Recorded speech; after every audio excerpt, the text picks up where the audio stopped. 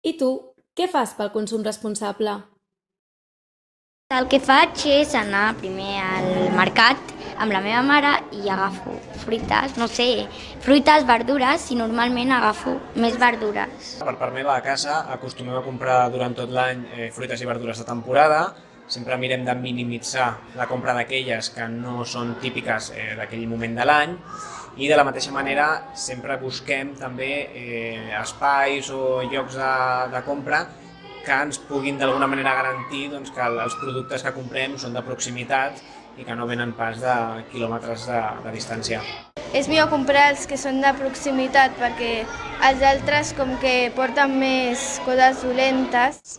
Miro de consumir productes de proximitat, el més autòctons possibles, miro de reciclar al màxim a casa, de malbaratar el mínim d'aliments i ingredients possibles, tracto de sempre aprofitar i de fer allò que es coneix com el fons de nevera per no haver de llançar res.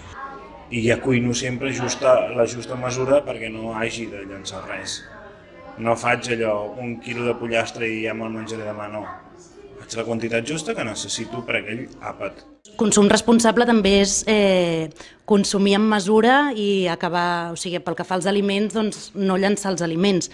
Llavors, coses tan senzilles com mirar què tens a casa abans d'anar a comprar, o anar-hi amb una petita llista, saber com conservar bé els aliments. Per exemple, algunes verdures que potser estan una mica més toves o no les puc menjar del tot, doncs algunes verdures les faig sopa. Si nosaltres anem a comprar i demanem, doncs, ens emportem les nostres bosses de casa, les de tela, estem consumint, per exemple, doncs, menys plàstic. Si quan anem a comprar, per exemple, no agafem les típiques fruites que estan envasades en molts plàstics, doncs també estem reduint l'ús de plàstic.